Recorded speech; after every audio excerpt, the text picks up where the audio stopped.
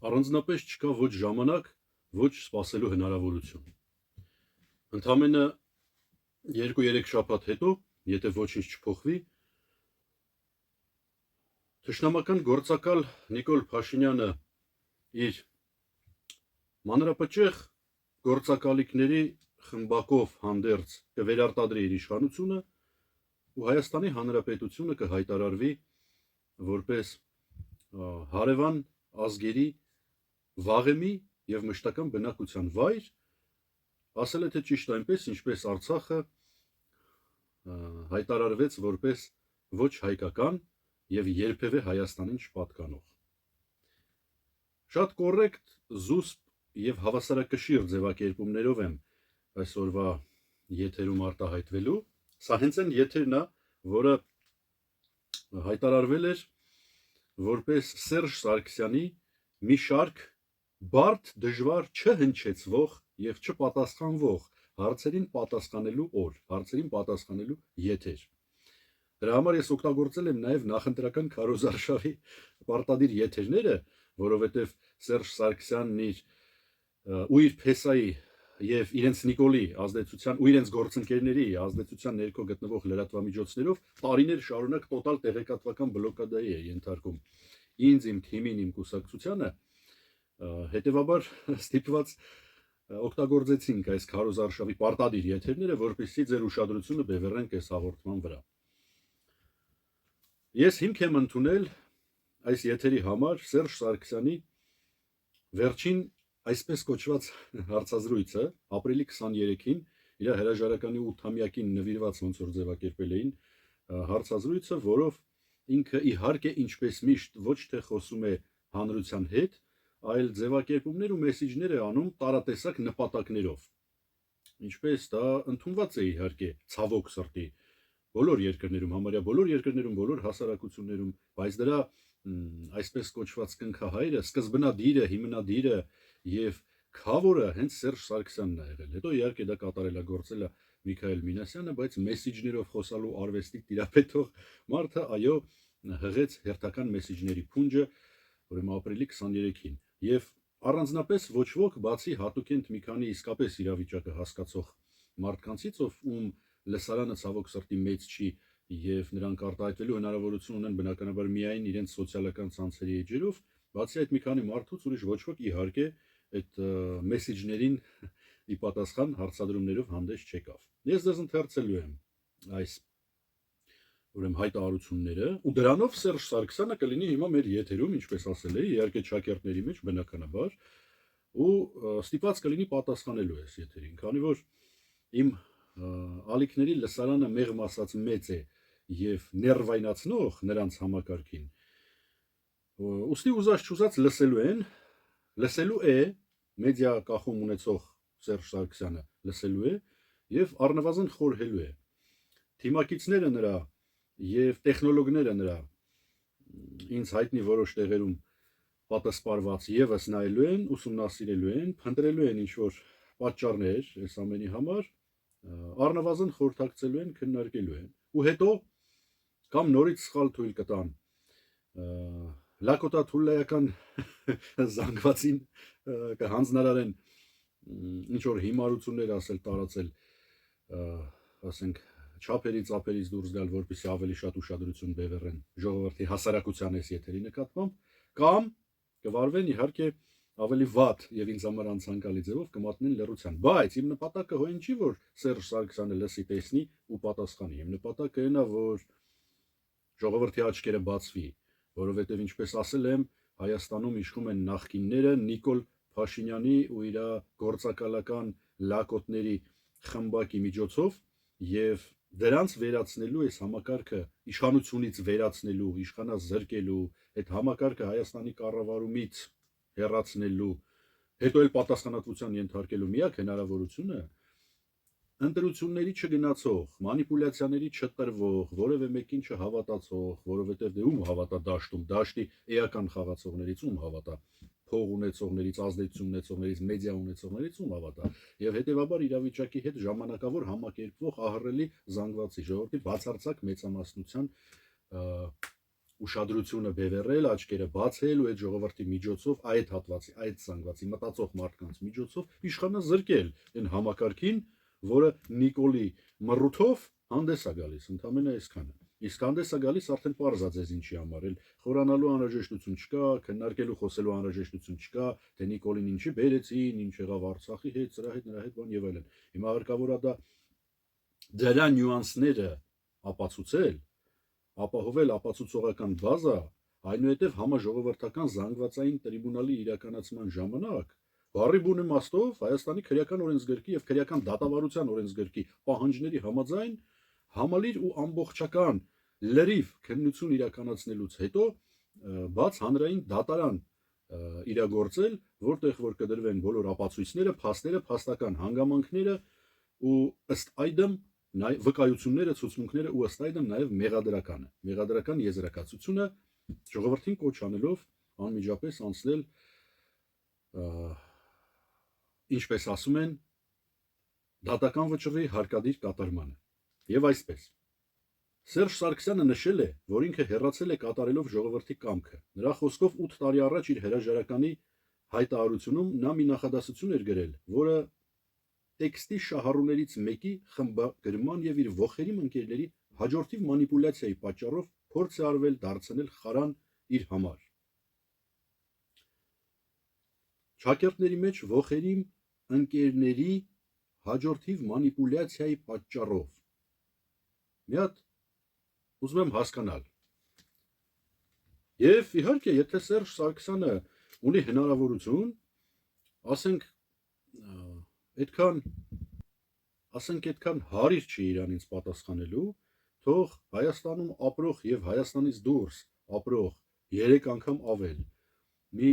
10 միլիոն մոտավորապես մարդու պատասխանի, որտեղ մարդիկ այդ բացարձակ մեծամասնությամբ ազգությամբ հայերը այս հարցերը տալիս են, թող այդ մարդկանց պատասխանի մեսիջներ ուղարկելու փոխարեն։ Ովքեր էին ողերիմ ընկերները, այսինքն ինչ է նշանակում ողերիմ ընկերներ։ Թշնամիներ չէին, ընկերներ էին, թե շակերտների մեջ ընկերներ էին, այսինքն իրականում թշնամիներ էին։ Թե թշնամիներ չէին, թե գործընկերներ էին, թե փայատերեր էին 30 տարի իշխանավարման գործի բերումով։ Այսինքն ինչ որ մեկի կամ մի քանիսի հետ կիսելու բան կար ու նրանք օգտագործել են մանիպուլյացիա են արել։ Հարց առաջին, Սերժ Սարգսյան, ովքեր են եղել ձեր ողերիմ ընկերները, չգիտեմ, իշխանության մեջ, թե նախկին իշխանության մեջ, թե ոչ իշխանության մեջ, այդ ովքեր են եղել, ում մասին է խոսքը, ողերիմ ընկերներ։ Ճիշտ ենք հասկանում մենք, սիրելի դիտողներ, ձևակերպում այլ մի հատ նորից կարդանք։ Սերժ Սարգսյանը նշել է, որ ինքը հեռացել է կատարելով ժողովրդի կամքը։ Նրա խոսքով 8 տարի առաջ իր հրաժարականի հայտարարությունում նա մի նախադասություն էր գրել, որը տեքստի շահառուներից մեկի խմբագրման, այսինքն տեքստը ում համար որ գրել էր, դրանցից մեկի խմբագրման, այսինքն նա խմբագրել էր։ Ու իր ողերիմ ընկերների հաջորդիվ մանիպուլյացիայի պատճառով փորձ է արվել դարձնել խարան իր համար։ Ուրեմն Սերժ Սարգսյանը տեքստը գրել է ոչ թե հայ ժողովրդի համար, ուշադրություն, սրա մասին է ես քան ասում, այլ գրել է ինչ որ շահառուի համար։ Այդ շահառուն մեսիջը էլի տվել, այդ ամբողջ պատմությունը եփելով, այդ շահառուն խմբագրել է տեքստը, ողերիմ ընկեր է իր համար, թե ողերիմ ընկերներ են մի քանիսն են, հետո մանիպուլյացիաներ են արել ու փորձ են դարձրել այդ ձևակերպումը խարան սարքել Սերժ Սարգսյանի համար։ Հասկանալի է, ինչ եմ ասում, տեքստը, հայտարարությունը գրված չէր ժողովրդի համար, կամ առնվազն էական մասով գրված չէր ժողովրդի համար, ինչ որ շահառու կար, այդ շահառուի համար էր Սերժ Սարգսյանը հայտարարություն արել 18 թվականին, այն տեքստը, որը կոչվում էր Նիկոլը ճիշտ էր, ես սխալվեցի, դրան հասնելու ենք, ու մեխը դա է, այդ տեքստում, եթե ոչ ամբողջությամբ, ապա մի մասը գրված էր ինչ որ մեկի համար, էս է ասում, հա, թե չէ, հարց, այո, թե ոչ, այսինքն դա ռետորական է, կարելի է չպատասխանել, պարզ է, որ այո, հարց, ում էր ուղված, Սերժ Ազատովիչ, ով այդ շահառուն, ինչի էս ազգը ընկավ այսպեսի պատմության մեջ էս երկիրը մի երկիր լուծարվեց, մյուս երկիրն է լուծարման եզրին հայցից։ Ինչ պատմություններ, ինչ շահառու։ Շարունակում ենք։ 2018-ին վարչապետ առաջադրվելու արդյունքում ես կորցրեցի շատ բան։ Հասկացված չլինելուց մինչև դրա հետևանքով իմ ժողովրդի կողմից մերժում, բայց տարիների հնարավորությունից կարող եմ վստահ ասել նորից կանցնեի այդ խավարանի միջով, որովհետև ես վստահ էի, որ այդպես կկանխենք որևէ աղետ։ Ուշադրություն հարգելի դիտողներ, ուշադրություն Սերժ Ազատովիչ։ Հարց. Ուրեմն 2018-ին վարչապետ առաջադրվելու արդյունքում ես կորցրեցի շատ բան, հասկացված չլինելուց, այսինքն չի հասկացվել, մինչև դրա հետևանքով ժողովրդի կողմից մերժում։ Ուրեմն մենք հիշում եք, իսկ եթե չեք հիշում, ինտերնետը ամեն ինչ հիշում է, մի հատ որոնում եք տալի կամ հայերեն ասած պոիսկ ու գտնում եք։ Մի խորհրդակցության ժամանակ ազգային անվտանգության ծառայության նախագահ Սերժ Սարգսյանի մոտ տեղի ունեցած խորհրդակցության ժամանակ, ես իմ որդ չէ, նախագահականում,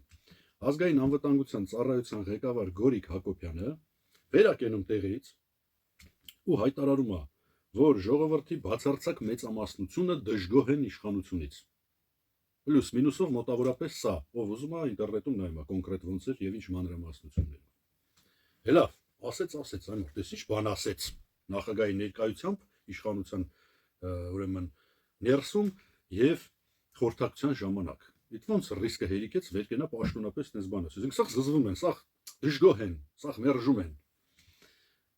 Այդ որ ասեց, այդ հեչ։ Ուշադրություն մարդ է, էլի մեծ մարդեր կարող է սխալվեց հիմա։ Ազգային անվտանգության գեներալ ղեկավար տնօրեն կարող է եւ սխալվեց։ Հարց. Կնոպկով աշխատող տոտալ անվերապահորեն վերահսկվող բոլոր լրատվամիջոցները անմիջապես տվեցին եթեր օրվա ու հաջորդ մի քանի օրվա մեխը դրեցին այդ հայտարարության վրա։ Այսինքն ասենք դե լրատվություն կար, նկարում էր, ասենք թե օրինակ նախագահականի օպերատորը, որը հետո տալիս է հեռուստատեսություններին կամ մյուսներին, նկարեց, դե հիմա մարդը էլի սխալ արեց, նկարեց, դες բանը ոնց կարելի է հրապարակել իշխանության տեսակետից։ Նկարեց։ Հետո ինչի դա գնաց եթեր։ Այս նախագահականից դες չկարեցան հետևեն, հա, հայտնի տղեկը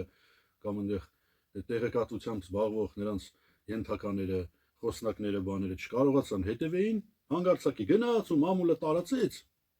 Ում եւ ինչի համար էր Սերժ Ազատովիչ, ում պատասխանում է Սերժ Սարգսյանը։ Հաղորդման հյուրն է Սերժ Սարգսյանը։ Ում եւ ինչի համար Գորիկ Հակոբյանին ասել տվեցիք, որ բոլորը դժգոհում են, բացարձակ մեծամասնությունը ժողովրդի դժգոհում է ձեզանից, ձեր իշխանությունից։ Ու ինչի տարածեցիք աշխարհով մեկ այդ ինֆորմացիան։ Ինչի համար էր դա արվում։ Ինչի համար էր։ Իհարկե եղած դժգոհությունը հրապարակվում, ցփնվում աճուձախ, դրոշակ սարքվում ու հատուկ տարածվում։ Այսինքն, սիրելի ժողովուրդ, եպեք տեսե իշխանություն, որ իշխանությունը ինքն իր հակաքարոզն է։ Հիմա ոնց որ Նիկոլա Վերկենը ասի, բոլորը դժգոհում են ինձանից, ոնց որ ասենք կանչի օրինակ այսօրվա իր այդ KGB-ի պետովը, մի հատ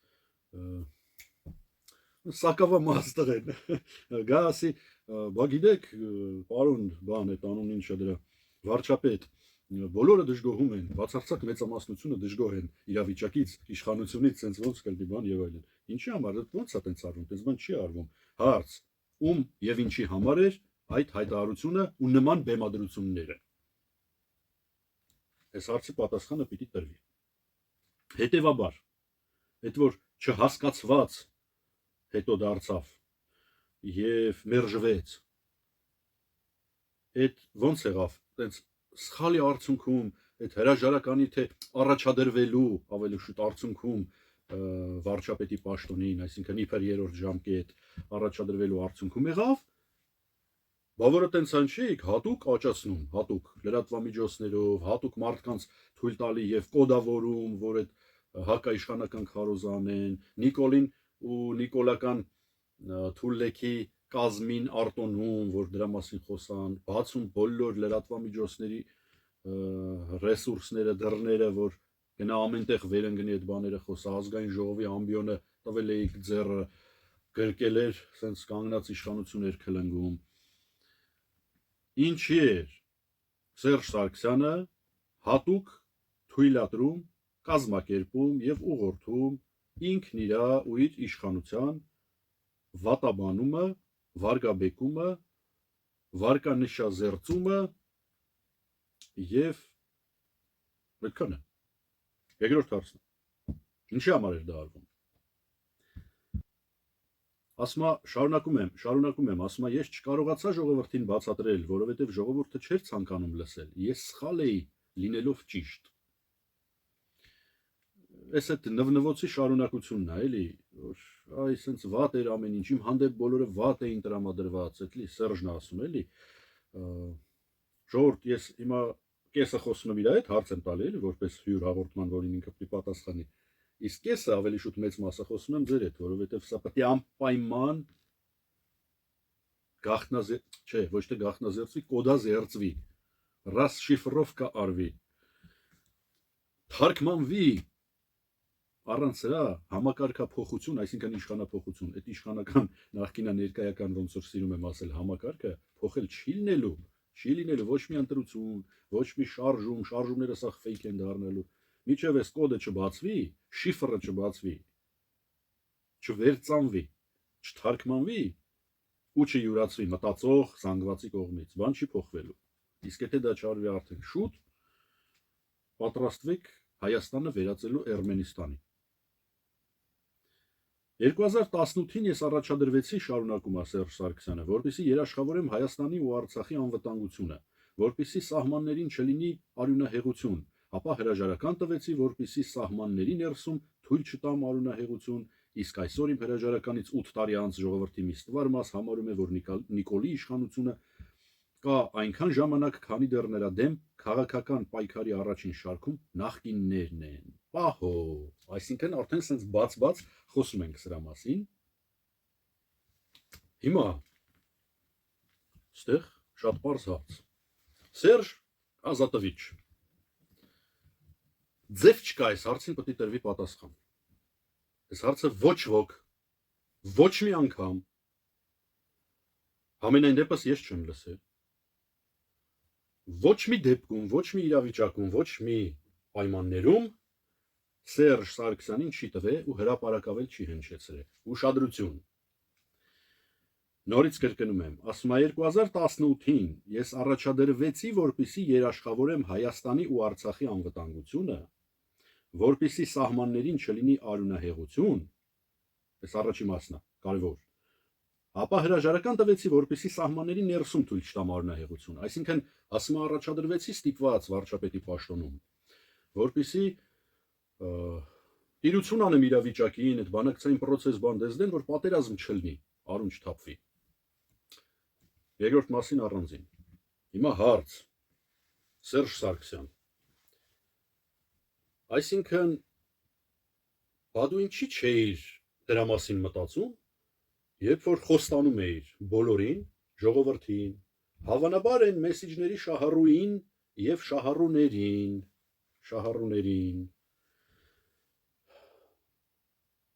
որ չես առաջադրվելու վարչապետի պաշտոնին, այն որ խոստանում էիր, որ չես առաջադրվելու վարչապետի պաշտոնին։ Այդ մի մեծ պրոցես էր, չէ՞։ Քարոզչություններ, երկարատև, մի հատ այն հարցազրույց էր, լավ հիշում եմ, այն կապույտ ֆոնով, լավ հիշում եմ, մի հատ էլ այնտեղ ֆրազ կար, հաջորդ իմ տարիները դնելու եմ երիտասարդ սերնդին ինչ անելու վրա, ուղղորդելու, բան, կրթելու, աջակցելու, սենց այդ քաղաքական էլի, առումով պետական բան, սենց փորձառություն փոխանցելու, այս թուրքի թուլլեքի սերունդի մասին էր խոսքը, լավ, այդ էլ մի կողմ, դա հարց չի, կարելի է չպատասխանել, դրա պատասխանը գիտենք։ Հարց։ Ժողովուրդ ուշադրություն։ Սերժ Ազատովիչը պատասխանում է հետևյալ հարցին։ Ապրիլի 23-ին հայտարարություն արեց։ Ես հատուկ ծամծամում եմ այսպես շեշտադրումներով։ Ասում է, ես առաջադրվեցի, որպեսզի երաշխավորեմ Հայաստանի ու Արցախի անվտանգությունը, որպեսզի սահմաններին չլինի արյունահեղություն։ Ընդգծում եմ նորից։ Հարց. դրանից առաջ մի երկար ու եկյա, ինչպես ասվում է գերական հայերենով, ժամանակաշրջան ու մի քարոզչական արշավ։ Ինչ էիր ասում, որ չես առաջադրվելու երրորդ ժամկետ, ու նույնիսկ եթե քո կողմից նախաձեռնված, այս այդ հասնելու ենք, զորով շարով ստիպողաբար ընդունված, սահմանադրական փոփոխություն կոչված ավանտյուրայի արդյունքում երկիրը դառնա վարչապետական, այն վարչապետական կոստյումչիկը։ Այդտեղ էլ չեք առաջադրվելու վարչապետի պաշտոնին։ Բայց ժամանակ չկար Արցախի եւ Հայաստանի անվտանգության խնդիր, պատերազմի սպառնալիք, որ չլինի արնահեղություն սահմանին, չկար այդ խնդրեմը։ Այսինքն Սերժ Սարգսյանը, որը մի քանի տասնամյակ եղել է Հայաստանի եւ Հայաստանի շուրջ ու Հայաստանի վերաբերյալ, Հայաստանի մեջի, Հայաստանից դրսի ու Հայաստանի հետ կապվածի մասին, ամենաինֆորմացված մարդը, բոլոր հատուկ ծառայությունները ղեկավարած։ Ներքին գործերի նախարարություն, ազգային անվտանգություն, անվտանգության խորհուրդ, դե բնականաբար պաշտպանության նախարարություն, այ մարդ ինչ լավ մարդ էր պաշտպանության նախարարության ժամանակ, ինչ եղավ հետո։ Գիտենք ինչ եղավ հետո։ Վերջապես վարչապետ ու նախագահ եղած մարդը։ Ասում է, չեմ առաջադրվելու, հաստատ 100% իմացեք, չեմ առաջադրվելու։ Այդ ժամանակ չկար այդ նույն անվտանգության եւ արյունահեղության հարցը սահմանին։ Չի բռնում իրար հետ, զռ չի բռնում, բայց այս հարցը չի տրվում։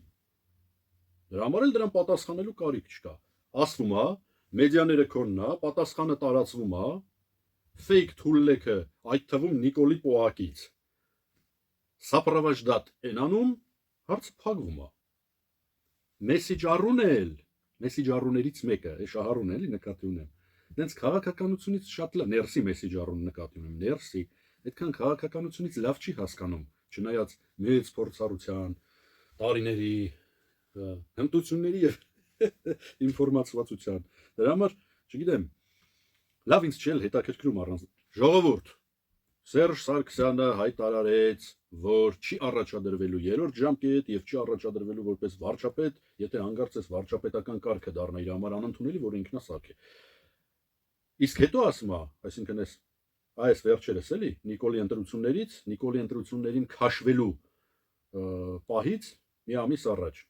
Ասում է, ես սա տեքստի մեջ էլի, ասում է, ես դա արեցի, որպեսզի թույլ չտամ արյունահեղություն անվտանգությունից ելնելով Արցախի եւ Հայաստանի դա հայտնի բան է, հայտնի հիմնավորումը չէ, Հայաստանի եւ Արցախի անվտանգությունը ապահովելու համար պատերազմ, բանակցային process, որոշեցի վերջը առաջադրվեմ։ Այսինքն հիմա այդ լուրջ մարդը 30 տարի ամեն ինչ ղեկավարած ու տոտալ հսկող միամտածել էր պահի տակ, ինչպես երբեմն լինում է, ու մոռացել էր, որ այդ խնդիրները կան անվտանգության եւ արյունահեղության։ Հետո հիշեց, թե դա արվել էր այլ նպատակով։ Ինչ նպատակով։ Այս հարցի պատասխանը ակնկալում ենք մոտ 10 եւ ավելի միլիոն գիտակից հայերով ամբողջ աշխարհում։ Շնորհակալություն ուշադրության համար։ Հիմա ինչ վերաբերում է այդ սահմանադրական փոփոխություններին։ Հիշում եք բոլորդ, որ ասում եք, դա ինձ համար անցանկալի տարբերակ ամի խոսքով, եթե Հայաստանը անցնի վարչապետականի, այդ պարլամենտական կառավարման, ես չեմ գնա, որտեղ դա էլ ինձ համար անցանկալի է, բան եւ այլն։ Հարց. Ինչի՞ք բան գործ թողած, ընկած հատ առ հատ բոլոր падգամավորների հետևից, որ ամբողջ ազգային ժողովը միաձայն քվեարկի այդ սահմանադրությանը կողմ լինի։ Ոնց եղավ այդպես։ Այն բամփել դմփելուց հետո 15 թվին, որ քարյակ երյակ փշրվեց բան սաղեկան լծվեցին իշխանության տակ։ Հատ առ հատ անկախացած падգամավորներին, ինչի եք որսում, համոզում, խնդրում, ստիպում, պահանջում, վախացնում, պարտադրում, որ քվեարկեն, եթե դու դա չես ուզում, ինչ ես ստիպում։ Ինչի կանչե Տիգրան Ուրիխանյանին, բարգավաճական են մի քանիսի հետ միասին, ժամերով քարոզում, համոզում, մի քիչ էլ ճնշում, որպեսզի կողմ քվեարկեն, դեմ չարտահայտվեն, դեմ process չքշեն, ժողովրդին չտրամադրեն, ազգային ժողովում էլ քվեարկեն։ Հետո ինչի ազգային ժողովի նախագահին են ժամանակվա, ողորմածիկ վարչապետին են ժամանակվա, իմ ֆրակցիայի գործընկերներին, դրթում, որ իմ այդ բանակցեն, համոզեն քո աշխատակազմի ղեկավարը, ինչի է երկու անգամ զանգել, հրավիրել հանդիպման հանրապետության նախագահի հետ, ես էլ ասել եմ ոչ։ Ես իմ նվազ ու նվաստ հալով ասել եմ չեմ գալու Հայաստանի հանրապետության նախագահի մոտ։ Օրինակ այն Արզումանյան ալիք կար մի հատ, Նիկոլի շտաբի պետը, մարտի 1-ը, որ սարքել էիք, ջարդում էիք, սադրում էիք, Նիկոլը որ ղժում էր, Մասանել կռիվ դավի էր անում։ Այդ դրա շտաբի պետ Արզումանյան Ալիկը եկավ հանդիպեց Սերժ Սարգսյանի հետ, դրա համար ստացավ Դանիայում դեսպանի պաշտոն, միջև հիմա Դանիայում դեսպանա վերընկած, հիմա էլ Նիկոլն է պահում որպես Դանիայում դեսպան։ Իմացաք, լսել եք, խոսում եք դրա մասին։ Ոչ, ինչի 8 տարի, ինչ 8, արդեն 9 թե 10 տարի եղավ։ 10 տարի եղավ։ Չգիտեմ, սաղը չի, բայց Դանիայում դեսպան ոնց որ թե միջև հիմա։ Փայաբաժինը դա էր։ Հիմա ճիշտ արեցի ես թե սխալ արեցի որ հրաժարվեցի, այսօրվա իմ պայքարող վտարանդի եւ քրեական գործի տակ հակաիշխանական կոչերի համար գտնվելով դժվար է ասել, բայց ազնվության, պարկեշտության ու սկզբունքայնության տեսակետից Աստծո ու ժողովրդի առաջ 100%-ով ճիշտ արեցի։ Հարց հետեւյալ. Սերժ Սարգսյան, բա եթե այդ կոստյումը, այդ սահմանադրական փոփոխությունը, այդ կարգը վարչապետական կողմից համար ընդունելի չի, ինչեր եկան մարդ գցե մեջտեղ ու Սարգսյան Վիգենեն չէր զանգում ինձ կանչում հանդիպման, որ համոզեք, որ քվեարկեմ։ Դրան կողմ։ Հարցերին պատասխանում է, հիշեցնում եմ ձեզ, ոչ ավել ոչ պակաս, մեծն Սերժ Սարգսյանը։ Շարունակում ենք։ Ես ենթարկվում եմ, գրում է Սերժ Սարգսյանը, ես ենթարկվում եմ ժողովրդի նաև այս պահանջին։ Մի հատ ուշադրություն։ Ես Սերժ Սարգսյանին ընդհանրապես ոչ քննադատելու ունեմ, ոչ այսօր օրակարգ բերելու խնդիր ունեմ, ոչ թիրախավորելու, ոչ էլ Սերժ Սարգսյանը աճացրել է իմ նման շատ ու շատ մարդկանց հայրենասերների քաղաքականապես ոչնչացրել է, աճացրել, մեծացրել, ջրել, սնուցել, ոսկե ջրել է Նիկոլ Փաշինյանին, ու այսօր պահում է չեզոքացնելով, շարունակելով չեզոքացնել իմ նմաններին։ Այ սրա մասին է խոսքը։ Դրա համար ենք քոքից գալիս, դրա համար ենք հիմա ակնկալում, պահանջում հարցերի պատասխաններ, որտեղ եթե այդ պատասխանները չտրվեն, այդ պատասխանները տալու եմ ես ու իմ թիմակիցները 10 միլիոնից ավել մտածող հայերին ամբողջ աշխարհով մեկ։ Այդ թվում Հայաստանի Հանրապետության մեջ։ Եթե մտածում եք, որ անասնացած ժեխին մանիպուլացնելով, ասենց մի 40%-ով, մի 30-35%-ով ընտրությունների քշելով, խապել ֆռսնելով, տարբեր պրոյեկտներ ընդդիմադիր իշխանական բան անելով, այն մյուսներին էլ այնց դիվանին նստացնելով, կեղծել մեղծելնել հետը մի 48-49%-ով անընդհատ կառավարեք երկիրը, ոչ։ Ոնց որ թե շուտով տենց չի լինելու։ Եվ այսպես շարունակում ենք։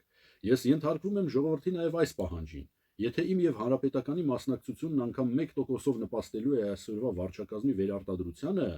մենք հետ քայլ ենք անում, որպիսի մարդկանց հնարավորություն տանք սթափ, առանց էմոցիաների, արտահայտել իրենց կամքը, իսկ մյուս ընդդիմադիր ուժերին անխոչնդոտ իրականություն դարձնել ընտրություններով իշխանապողության իրենց խոստումը։ Հիմա ամեն ինչ իմացող 30 տարի երկիր կառավարած Հայաստանի, Արցախի վերաբերյալ եւ շուրջ, տարածաշրջանի վերաբերյալ եւ շուրջ, անվտանգային բոլոր թեմաների մեջ խորացած եւ դրանց տիրապետող Սերժ Սարգսյանը։ Այսինքն ամեն ինչ իմացող էլի, որի հետևից է իմացող, որի հետևիցաները իմացող Սերժ Սարգսյան։ 21 թվին պատերազմը, որ սադրեց, տարավ երեխեքին սպանեց, մի սերունդ սարքեց ինվալիդ, հավեսի համար Շուշի հադրութը հանձնեց, պարտվեց տարածքները իբր պարտվեց, ջարդուփշուր եղավ, խայտառակ եղավ ու կապիտուլյացիա արեց, դրանից հետո 21 թվին, այս նույն պատճառը չկար, Սերժ Սարգսյան, այս նույն պատճառը չկար, չնպաստեիք ձեր առաջադրվելով պատիվ ունեմով բան հանրապետականով Նիկոլ Փաշինյանի ընտրվելուն, թողեիք թող ընդդիմադիրները մասնակցեին հաղթեին։ Չկար այն հիմա կա այս պատճառը, այն ժամանակ չկար։ Այսինքն ինչ է ստացվում։ 30 տարի ամեն ինչի տիրապետած, ամեն ինչ իմացող մարդը, ինչի է սենց պահի տակ պետք եղած ժամանակ մանկական միամտություններ անում եւ հետո խոսում։ Հարցին պատասխանում է Սերժ Սարգսյանը։ Սույն թվականի ապրիլի 23-ին իր գրված տեքստով եւ հայտարարությամբ ասում է, որ հիմա ինքը չի առաջադրվում, որպիսի չխանգարի, ոնց որ իրան մեղադրում են իր քաղաքականության մեջ լինելով Նիկոլին չպահի, չխանգարի ինդիմադիրներին, որ ինդիմադիրները մասնակցեն, հաղթեն ու տենց իրանց բարի ճանապարհ ու բարի ընթացք։ Բա 21-ին չկար, երբ որ եկավ անասնավարի, ասենք իբր թե խայտարակ ձևի լակոտավարի տապալեց բանակցային գործընթացը, սադրեց պատերազմ, սարքեց պատերազմ, կոտորեց հայրենասեր սերնդի, հատուկ հանձնվեց, հանձնեց հողերը, հələ Արցախը հանձնված չէր, բայց արդեն պարզ էր ու 30 տարի երկիր ղեկավարած մարդուն հաստատ պարզ էր, որ հաջորդ քայլը ու շատ շուտով լինելու է դա։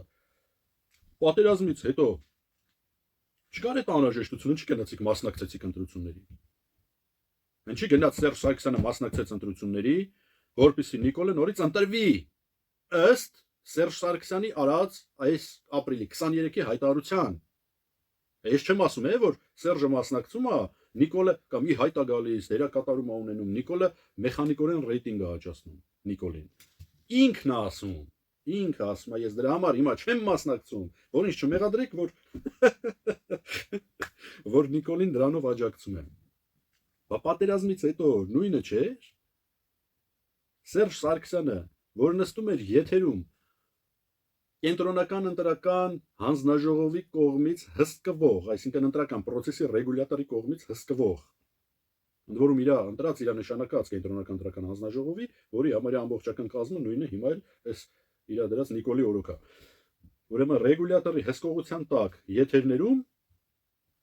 Նիկոլին ասում է, բոզի տղա, բան, հիշում եք տենց բաներ, ու գնում է եթեր, ու սաղ ծափ են տալի,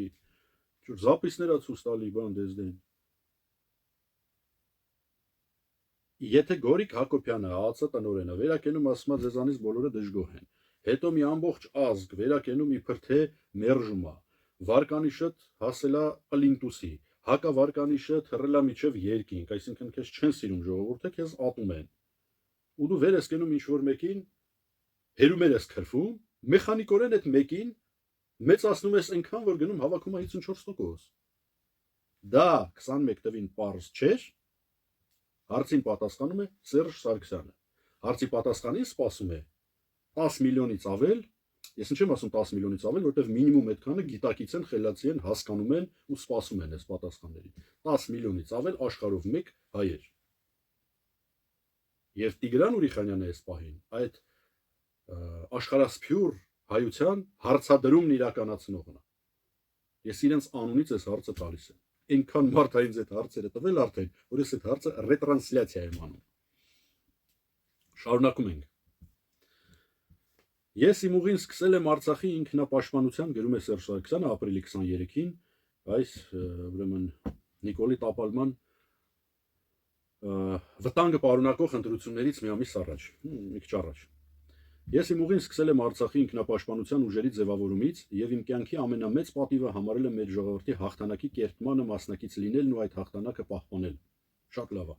Հանրապետական կուսակցությունն իր կառավարման շրջանում արել է ամեն ինչ հանուն անվտանգ Հայաստանի եւ հայկական Արցախի։ Վերջին 100 տարվա ընթացքում հայ ժողովրդի ամենամեծ հաղթանակն արժանապատվորեն պահպանելու ու փայփայելու համար։ Անշուշտ եղել են սխալներ ու հիասթափություններ, բայց իմ խորին համոզմամբ, գրում է Սերժ Սարգսյանը, այդ սխալները ներելի ու վերականգնելի են, եւ դրա վկայությունն այն է, որ այսօր մենք բաց ճակատով ու մաքուր խղճով դուրս են գալիս մեր ժողովրդի մեջ։ Ուրեմն բաց ճակատով ու մաքուր խղճով ժողովրդի մեջ դուրս են գալի առանց ախրանայի, առանց պետական ախրանայի, անվտանգության ծառայության աշխատակիցների, առանց երկրորդ օղակի մասնավոր եւ չերևացող ու առանց երրորդ օղակի մասնավոր չերևացող ու հույժ գախտնի պահվող։ Բայց լավ, դա մի կողմ։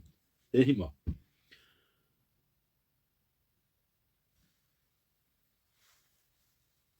ես լսել եմ պաշտպանության նախարար Սերժ Սարգսյանի կաբինետում, ինչը ճիշտ է, պետք է ասվի։ Ոնց էր պաշտպանության նախարար Սերժ Սարգսյանը, ես պատմում եմ 20 եւ ավելի տարվա բան, 20-ից ավելի տարվա բան։ Ես լսել եմ Սերժ Սարգսյանի պաշտպանության նախարար եղած ժամանակ, հələ որ բոլորս մտածում էինք, որ նորմալ մարդ է եւ նորմալ պետական գործիչ է ու լավ բաներ է ուզում անել, նրա հեռախոսազրույցը առողջապահության նախարարի հետ, թե ոնց էր առողջապահության նախարարին բացատրում առողջապահության նախարարին, որ իդեպ շատ հաճելի եւ համեստ պարկեշտ մարդ էր, հիմա չկա այն ժամանակվա առողջապահության նախարարը, բացատրում էր, որ ախր հասկանում ես, չէ որ հիվանդությունները կանխարգելելը ավելի մատչելի է պետության համար, նվազ ցավոտ է հիվանդների համար, մարդկանց համար, քան հետո այդ հիվանդությունները բուժելը, առավել եւս ծանր ընթացքները, առավել եւս մահացության դեպքում եւ այլն։ Այսինքն մարդը իմացել է այդքանը։ Հիմա հարց. ո՞նց եղավ, որ այս ինչ խոսքը վերաբերում այն այս հատվածին էլի, որ սխալներ ունեցել ենք բան, բայց դրանք բոլորը ներելի ու վերականգնելի էին բան եւ այլն։ Այդ ո՞նց եղավ, որ Հայաստանի Հանրապետությունում օնկոլոգիական հիվանդությունները եւ դրանից բխող մահացությունը համար 1-ն էր, ու ավելի շուտ համար 2-ն էր, բայց ծավալներով սարսափելի նախնադարի մակարդակի ու ծանր ընթացքները սարսափելի խայտառակ աստիճանի, իսկ սրտանոթային հիվանդությունները ու մահացությունը դրանից բխող առաջին աստիճանի, առաջի մակարդակի վրա։ Մյուս հիվանդությունները չեմ ասում։ Աչ ու ձախ մարդիկ մեռում, տապալվում էին ճանջերի նման, ինչպես ասում են, սենց ընկնում վեր չէին կենում։ Ոնց է դա վերականգնվելու։ Ոնց է մի անգամ Աստծո կողմից տրված կյանքը կորցրած մարդու այդ կյանքը վերականգնվում։ Այդ թվում ոնց է դա վերականգնվում իր հոր, մոր, կնոջ, եղբոր, քրոջ, երեխայի ու թոռան համար։ Ոչ մի ձևի չի վերականգնվում։ Ինչի էր ազգը հիվանդության մեջ, ոնց որ հիմա էլ, հիմա ավելի վատ։ Ինչի էր ազգը տառապում, ինչի էր ազգը աչուձախ մեռնում։ Ինչու չէր արվում այդ կանխարգելումը։ Ոնց որ օրինակ Ճապոնիայում օնկոլոգիայով ու ռակով էլի, հասկանում եք, հայ ժողովուրդ ինչի մասին է խոսքը։ Քաղցկեղով հիվանդ մարդը աներևակայելի տառապանքներ է տանում ու պլյուս սարսափելի փողեր է ծախսում, եթե ունենում է։ Հələ այն ժամանակ էլ պետությունն էլ էր ծախսում ինչ որ բաներ։ Եթե այդ հիվանդությունը, այսինքն հետևում ես էլի ըստ ցուցումների, բոլոր մեզ հայտնի արդեն դարերով ցուցումների, ժամանակ առ ժամանակ հետևում ես, բջիջների մակարդակով գտնում ես, ինչի համար անհրաժեշտ էր ընդամենը Հայաստանում դնել բոլորի համար հասանելի, պոլիկլինիկաներում կամ հիվանդանոցներում ապավել, բոլորի համար հասանելի մի բուռ բնակչություն է, տոմոգրաֆներ, թե համակարգչային, թե մագնիսական MRT, թե պազիտրոնային պետ։ Բացահայտել վաղ շրջանում, մի քանի բջիջի շրջանում, անմիջապես լոկալացնել ու մոռանալ ռակով հիվանդության մասին, համենայն դեպս հիմնական ու տարածված տեսակների մասին Հայաստանի Հանրապետությունում։ Նույնը վերաբերում է սրտանոթային հիվանդություններին։ Աչ ու ձախ, ահել-ջահել ինֆարկտից մեռնում են։ Այդ ինչի՞ չեք մարդկանց տանում մի հատ էխոստրեսանում, մի հատ, ասենք, չգիտեմ, MRT անում, մի հատ էլ կորոնարոգրաֆիա, որպեսզի բացահայտեք անոթների ստենոզը, միջամտեք կամ կանխարգելեք կամ բուժեք ու մարդիկ չմեռնեն հանգարցակի, ասում առողջ քայլում էր, ջահել, գանգատ չուներ, հանգարցակի մեռավ։ Բայց դուք չգիտեիք, որ տենց ինչու չկար երկրում առողջապահություն ժամանակակից հնարավորություններով ու ժամանակակից մեթոդներով։ Առաջին, երկրորդ, ինչի էր վարի տրվում գիտակցաբար կրթությունը։ Այն պահից, երբ որ սկսեցիք վերացնել կրթությունը, այդ պահից այս ազգը սկսեց կործանվել։ Այդ պահից այս ազգը սկսեց դառնալ տգետ, բթամիտ, մորթապաշտ, գրպանասեր, փորասեր, գրպանի ու փորի պարունակություն սիրող ու դրանից ընկում ուղեղի բջիջները մտածելու ունակություն չունեցող։ Ոնց հասա վերականգնվելու։ Այդ սխալներն են բերել նրան, որ հասել է այս վիճակի։ Այն որ ազգային ժողովում առիթ-անառիթ հայտարարում էինք, որ բյուջեի 70%-ը ռիսկային է, որ տնտեսության 70%-ը ստվերային է, որ փողերը գնում են ոչ թե պետություն զարգացնելու, այլ պաշտոնական, իշխանական, կրիմինալ, օլիգարխիկ, քրեակոմպրոմատային բուրգի սնուցման ու այդ ունեցվածքը դուրս հանելու դրսում կալվածքներ դիզելու ուղղությամբ, իսկ երկիրը քանդվում է ու տակից փթում է։ Դա վերականգնելի չի։ Դա ներելի չի։ Ինչի է այդպես արվել։ Որն է դրա վերականգնվողը։ Այն որ սկսեցիք մարդկանց ոչնչացնել, վերացնել, դրա վերականգնվողը որն է։ եւ ամենակարևորը 30 տարի երկիր ղեկավարած ամեն ինչ իմացող մարդը, երբ որ ամբողջ հասարակության ուղեղը բռնաբարում էր, մեդիա լրատվական տեղեկատվական բոլոր հնարավորություններով քարոզում էր, որ ճիշտն ու ճշմարիտը մենակ Նիկոլն է ու նիկոլական գործակալական լակոտների խումբը, որ բոլոր հեռուստաալիքների եթերներով պետք է իբր արևմտամետ, իրականում թուրքական գործակալ, արևմուտքի հետ կապ չունեցող սուկինսինները գնան նստեն, քլնգեն Ռուսաստան, քլնգեն Ռուսաստանի հետ ռազմավարական գործակցություն, քլնգեն վատաբանեն մարդկանց ուղեղների մեջ մտցնեն ավանդապաշտ, արժե համակարգային ոլորտները, մարդկանց, անհատներին, կազմակերպություններին, քաղաքական գործիչներին ու լիբերալիզմը չէ, լիբերաստությունը մտցնել մեր ժողովրդի հատկապես երիտասարդ սերունդի մեջ։ Էս բերեց այսօրվան։ Սրա վերականգնելին որն է։ Մարդուն ներսից որ ուղեղից որ բռնաբարեցիք, փչացրիք, դրա վերականգնելին որն է։ Սրա արդյունքում է սա տեղի ունեցել։ Այս բոլոր խորքային բաները, որ ասում եմ, 30 տարի երկիր կառավարած Սերժ Սարգսյանը հասկացել է, իմացել է, միտումնավոր է արել, թե չի հասկացել, չի իմացել միամիտ մարդ, վատ կառավարիչ, անփորձ, դե հիմա չի կարացել, էլի փաստորեն տենց լուրջ, մեծ, ստրատեգ, շախմատիստ եւ մեծագույն, ուրեմն անգնահատելի անհասանելի գտա անհասանելի պետական ուրեմն գործ չի համբավը սուտ է, փաստորեն դե չի եղել, փաստորեն մարդը չի իմացել ձևերը երկիր ղեկավարելու, հա, որն է երկուսից եղել, Սերժ Ազատովիչ, հարցին պատասխանում է Սերժ Սարգսյանը, ուշադրություն, սիրելի դիտողներ, սպասեք, շարունակում է նա, ամիսներ առաջ հանրապետականն առաջարկեց իմպիչմենտի նախագիծը, որպես այս իշխանություններից ազատվելու միակ իրատեսական ճանապարհ։ Մեզ համար պարզ էր, որ նրանք եւ իրենց արտաքին հովանավորներն արդեն սկսել են կեղծել ընտրությունները, բանտարկելով այլախոհներին, պետական պարտքի կրկնապատկման հաշվին բյուջեից ընտրակաշառք բաժանելով ու աչք փակելով օրեցօր ահագնացող ապօրինությունների վրա։ Այս պայմաններում արդար ու մրցակցային ընտրությունները մեր համոզմամբ անհնարին էին, սակայն ցավոք մեր խորհրդարանական գործընկերներն ընտրեցին այլ ուղի, սպասելով ընտրություններին։ Ես հաջողություն եմ մաղթում նրանց, ասում են այդ որոշումն արդարացնելու գործում։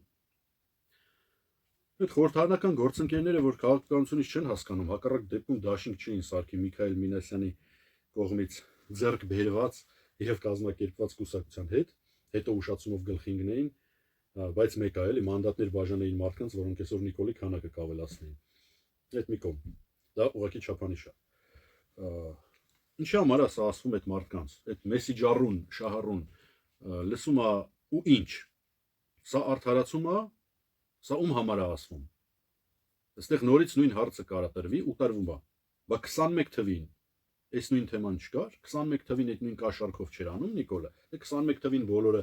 ընդունում էին իրան, այսինքն ժողովրդին լրիվ անասունի տեղ եք դրել, ժողովուրդը չհասկացավ, որ այդ խայտարակ սարքած սադրված պատերազմի ու կապիտուլյացիայի Հայաստանի տարածքներ ու Արցախի տարածքներ, հայկական տարածքներ ու հայկական կյանքեր ու հոգիներ հանձնելուց ծախելուց հետո պետք է դրան նորից գնային ընտրեին, ուրիշ ընտրելու մարդ չկար, դե դաշտը փակեցիք հատուկ նրանցով, որ ուրիշ ընտրելու հնարավորություն մարդիկ չտեսնեն, մասնակցեցիք ու մասնակցել տվեցիք նաև քաղաքականությունից առանձնապես գլուխ չհանողներին, որպեսզի Նիկոլը ընտրվի, կեղծի, բան եւ այլն, հա։ Հիմա հարց. ինչու են ինձ պատմել, որ Սերժ Սարգսյանը 21 թվականի ընտրություններ, անուն չեմ ասում հիմա, մարդուն չքաշելու համար, որովհետեւ եսի տարբերություն ոմանց մարդկային հարաբերություններում պարկեշտ եմ եւ մինչեւ օրս ինձ միշտ զսպելու եմ, եթե իհարկե դիմացինն էլ իրան զսպված պահում, հաշվի առնելով նույնիսկ երբեմնի հարաբերությունները, բայց փաստը մնում է փաստ։ Ուշադրություն հարցին պատասխանում է Սերժ Սարգսյանը։ Ինչ են ինձ պատմել 21-ի ընտրություններից առաջ հետեւյալը, Սերժը ասում է, Նիկոլը հավաքելու է մեծամասնություն, Ռոբերտը մի 20-21%, դե մենք էլ կանցնենք, էլի։ Խոսքը գնում է այդ իրանց հանրապետական բան պատիվ ունեմ դաշինքի մասին, հանրապետականների մասին։ Եղել է տենց խոսակցություն ընտրություններից առաջ, թե չի եղել։ Հարց, որին պիտի պատասխանի Սերժ Սարգսյանը։ Կենտրոնական ընտրական հանձնաժողովում մարդ կար, որին Սերժ Սարգսյանը չէր նշանակել, այդ թվում այսօրվա կազմը, համարյա ամբողջությամբ։ Թե ոչ։ Այս նույն կազմը կենտրոնական ընտրական հանձնաժողովի ընտրությունները հիմա կեղծելու է, 21-ին չէր կեղծելու, չկեղծեց։ Նույն կազմն է, մի հատ պարիդուրակ Նիկոլի պարիդուրակ Վահագնը այնտեղ փոխվե։ Մնացած նույն մարդիկ են։ Ինչ կարա նա առանց իրանց անի, առանց քարտուղար փոխնախագահ անդամներ եւ այլն։ Ոչ մի բան։ 21-ին այս նույն կազմը չէր կեղծելու, հիմա կեղծելու է։ Հարցին պատասխանում է Սերժ Սարգսյանը։ Պատասխանեք Սերժ Ազատովիչ այս հարցին։ Հələ այս իմպիչմենտին չեմ գալի։ Հələ ես չեմ ասում այդ իմպիչմենտը ոնց էի կանելու առանց անբավարար ձեների։ Դա լրիվ այլ պատմություն է։ Պարլամենտում ցանկացած պահի, երբ ուզեիք, բավարար ձեներ էիք ունենալու Նիկոլին կնոկկա սխմելով իմպիչմենտ անելու ու շպրտելու համար։ Այդ լրիվ ուրիշ պատմություն է դրան առանձին։ Այդ մասին հաջորդ դասին, իսկ հիմա այս նույն ԿՀՆ-ը բացարձակ ամբողջականությամբ։ Այն ժամանակ կեղծելու էր, չէր կեղծելու, հիմա կեղծելու է, դրա համար չեք մասնակցում ընտրությունների։ Ու մյուսներին հորդորում եք չմասնակցել։ Շարունակում ենք։ Ես համոզված եմ, որ այս իրավիճակում ընդդիմության հաղթանակն ապահովելու համար անհրաժեշտ է խոշոր միավորում, որպեսզի կանխվի ձայների փոշիացումը, ինչը ծառայելու է այսօրվա վարչախմբի շահերին։ Հանրապետականը կշարունակի պահպանել իր ծանրակշիռ դերը որպես արտախորհրդարանական ուժ, հանուն պատմական հիշողության, արժանապատվության, հայկական երազանքի, լավ է տելեմիկոմ։ Հիմա ինչա նշանակում ձայների փոշիացում։ Ձայները փոշիացնում են նրանք, ովքեր մասնակցում են ընտրություններին, չեն հաղթահարում շեմը, ու ըստ այդմ ամենաշատ հավաքածներին այդ տոկոսը գնում է կպնում ամենաշատ հավաքածներին։ Հարց եմ տալի։ Ընտրություններից 2 ամիս առաջ այն չի ես հայտարարում, որ ձեները փոշիացնելու արդյունքում Նիկոլը օգտվելու է եւ ընտրվելու է։ Այսինքն դա տենց ֆիքսված էր, փաստ էր, ու հիմա փաստա, որ Նիկոլը հավաքելու է շատ ձեն, բոլորից շատ։ Էս ինչ կոդով sense մարդկանց ուղեղը տակից ենթագիտակցաբար մտցնելու բանա։ Գլխանց, այսինքն դա չենք քննարկում, Նիկոլը հաղթելու է, ու ով որ փոշիացրեց Նիկոլին շատ ձեն է տալու։ Դրա համար ընդդիմություն գնացեք միավորվեք, բոլորով միավորվեք, որպեսզի բոլորով տանեք շատ, չփոշիացվի Նիկոլին չմիանա։ Երևանում իշխանությունը պարտվեց, որովհետև ընդդիմությունը առանձին հավաքեց քիչ իրար հետ շատ։ Այն որ թռան են կողմ անցան բան, դա ուրիշ պատմություն է։ Փաստն ընդդիմությունը հավաքեց ավելի շատ ձեն։ Գյումրիում ընդդիմությունը առանձին հավաքեց շատ ձեն, միացան իրար, իշխանափոխություն արեցին։ Մյուս համայնքներում, Սյունիքի քաղաքներում, Վանաձորում, չգիտեմ, այնտեղ Փարաքարը մի քիչ ուրիշ պատմություններ, համարյա ամենտեղ, որտեղ եղել է համամասնական կուսակցական ընտրակարգ, ընդդիմությունը առանձին տարել ավելի շատ եւ հաղթել է իշխանությանը։ Ինչի՞ պետք է այդպես բան չկրկնվեր, որ այս ինչ մցրիկ մարդկանց ուղեղի մեջ, այսինքն բոլորը գնան միավորվեն միտեղ,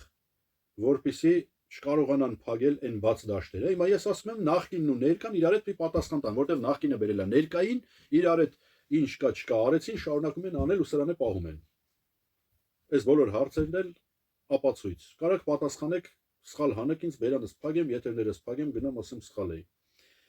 Ու ասում եմ պետք է լինի մահապատիժ։ Ու ասում եմ Սերժն ու Միշիկը իրար հետ բերեցին, բերեցին Նիկոլին իմ նմանների օթերը փակելով, քաղաքականությունից վտարելով, սահմանը փակելով, հայրենա զրկելով, որպեսզի այսօր այս վիժվածքը Հայաստանը սարքի Արմենիստան։ Հիմա ես այդքան բան եմ ասում։ Եթե ես գնամ միավորվեմ, ասենք օրինակ, չգիտեմ, այնտեղ վերջը անուն չեմ տալի, հիմա Քարոզ Արշավա գնում, լավ էլ գիտեք ովքեր են մասնակցում, այս մեկին կամ այն մյուսին, ո՞նց եմ այս բաներն ասելու։ Կամ հետո վար ռիսկ անելու այս բաները, ասի կամ այս բաները ասողի հետ, շփվի ընկերություն, գործընկերություն անի ձեռ-ձեռի տա։ Հետևաբար ինչ անելու, այն մարդիկ, ովքեր ուզում են արմատական խիստ դաժան պատիժ, խիստ արդար ու դաժան պատիժ։ Մարդիկ չեն գնալու ընտրություններին, ինչի՞։ Վերջապես նորից հարց, որին պիտի պատասխանի Սերժ Սարգսյանը։ Կրկնում եմ,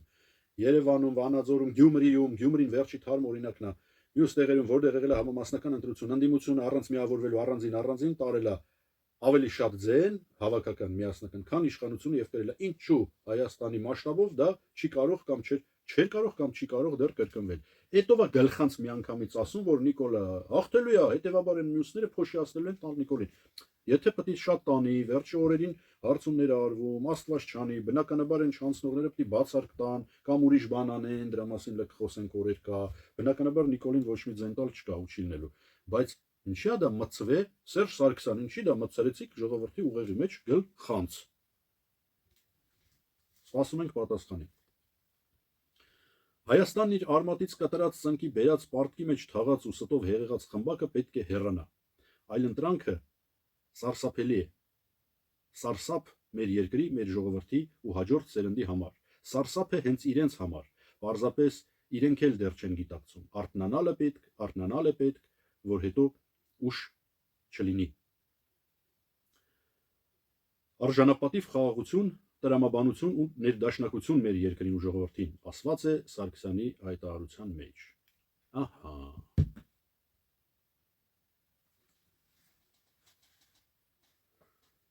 Երեսուն տարի երկիր ղեկավարած, ամեն ինչ իմացող, մեծ ստրատեգ եւ լրջագույն շախմատիստ համբուն համփոխաբերական իմաստով համարվող Սերժ Սարգսյանը չէր հասկանում, որ ոնց որ իրան զեկուցեց իր կազմակերպած խորհրդակցության ժամանակ։ Իր հրավիրած ու իր կողմից հսկող լրատվամիջոցները տարածեցին ամբողջ երկրով մեկ, որ իր հանդեպ տոտալ դժգոհություն ունեցող ժողովրդի ու հասարակության մեջ, եթե թողես, որ ինչ որ դժգոհության ալիք աճի, ցույց տաս, որ դեմը չես առնում, որ ոստիկանությունը ածեն, ժողովրդին չի ճնշում, կան գնան զիբիլի վեդրոն դնեն ու մի ամբողջ պողոտա պրոսպեկտ փակվի, ոչ մեկ ձեռ չի տալի, չեն թողում հանգարց վեդրոն տարվի, որ Նիկոլի նման բեսպարոդնի թուլեն իր մյուս գործակալական լակոտներով հանդերձ ընդամենը քայլելով կարագա ինչ ուզես ասի, ռեժիմային օբյեկտ, ջարդի, բան եւ այլն, քարոզարվի, պետական սարսափելի փողերով աշխատող ֆեյսբուքյան ֆեյքերը հեղափոխական բաներ գրեն տարածեն, ալիք մեծանա, այդ ալիքը բնականաբար բերելու է իշխանափոխության։ 30 տարի երկիր ղեկավարած շախմատիստ ստրատեգը դա գիտեր, հասկանում էր, թե չէր հասկանում։ Եթե հասկանում էր, ուրեմն ճիշտ են խոսակցությունները, որ Սերժն է կազմակերպել իշխանափոխություն կոչվածը, խեղափոխություն կոչվածը, էլի այդ թավշյա ավանտյուրան։ Թե Սերժ Սարգսյանը ստրատեգ չէր, 30 տարի ինչ-որ ուրիշ բանով զբաղվել չի տիրապետել ներբերանգներին պետական կառավարման, հատկապես հայաստանյան կոնյուկտուրալ իրավիճակային եւ ստորգետնյա ներբություններին ու ստորջրյա քարերին։ Չէր տիրապետում, չէր իմանում, սխալվեց, ընդամենը միամիտ մարդ էր, այս կարգի սխալվեց, Նիկոլին աճեցրեց աճ, թողեց աճի բան դեզդեն, այդ ալիքը շարժումը թողեց աճի, սխալվեց, թե հատուկ արեց։ Բացարձակ մեծամասնությունը ժողովրդի եւ հայության աշխարհով մեկ դրա պատասխանը գիտի, բայց հիմա ֆորմատը ուրիշ է, հաղորդման հյուրն է Սերժ Սարգսյանը եւ պատասխանում է հարցերին Սերժ Սարգսյանը։ Ուստի լսում ենք այս հարցի պատասխանը։ 93 թվականից նկատված վերբովկա եղած, մի քանի անգամ, վերբովկա եղած, բան եւ այլն, նստած, հելած, վերբովկա եղած, նորից նստած, նորից հելած, նորից վերբովկա եղած Նիկոլ Փաշինյանին աճեցնելը։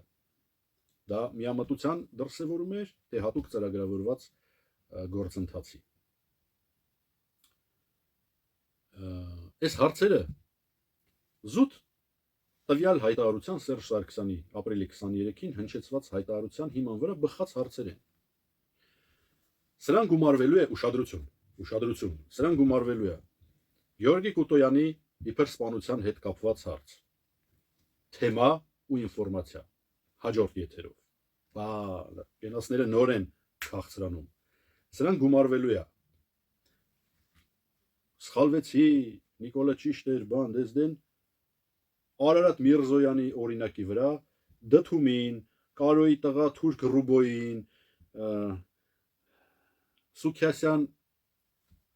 ընտանիքի մոտ լակեի աշխատող այն բանի ազգային ժողովում հիմա նախագահ վերընկած PR-շիկ Ալենին դե Նիկոլը բան չեմ ասում, սենց հերթով դոսիեներով դրանց հատուկ կազմակերպված տրեյնինգների սեփական աշխատողների մասնակցությամբ սարքելու, աճեցնելու, պատրաստելու,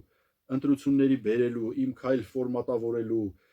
ելք դաշինք բան, իմ քայլ բան, sense բաներ, ՔՊՄՊ պարլամենտ անցկացնելու, հետո նոր իշխանափոխություն կազմակերպելու գործընթացը միամտաբար ա եղել, թե ոչ։ Եթե այո, ուրեմն Արարատ Միրզոյանի օրինակի վրա դնում եմ բյուլետենները, որոնք որ սերժական իշխանությունը սարքում էր Արոյի ընտրություններին պատգամավոր դառնալու համար։ Շարունակաբար 80-ականների զենքով ենք կռվում արտահայտությունը ուղղված էր Ռուսաստանին, թե ոչ ինչ ծագեց այդ պատճառով, ինչից ծագեց այդ արտահայտությունը։ Երբ սկսվեց ռուսների հետ հակնելու ու թշնամության Նիկոլի վախտով արդեն հասցնելու, հետևաբար Հայաստանի գլխին վայ ինչ մի պատմություն սարքելու process-ը երբ սկսվեց։ Ինչ էին անում փեսու համակարգում նստած մարդիկ Ուկրաինայում վերապատրաստվելուց։ Իմջալոց ընդ մարդիկ կան գնահատում են, չէ՞, իմ ձևը։ Լարայժմ էս 4-ը։ Հաջորդ եթերներում այս հարցերի պատասխաններն է պահանջվելու։ Այս անգամ մենք ձեզ այդ տվեցինք հարցեր, որոնք բխում են իր 23 ապրիլ 2026 թիվ Նիկոլի համար վտանգավոր ընտրություններից առաջ արված բազմամեսիջ, ինչեր մեսիջառու շահառուներին ուղված հայտարարությունից բխելով։ Հարցերը տվեցինք, դրա հիմա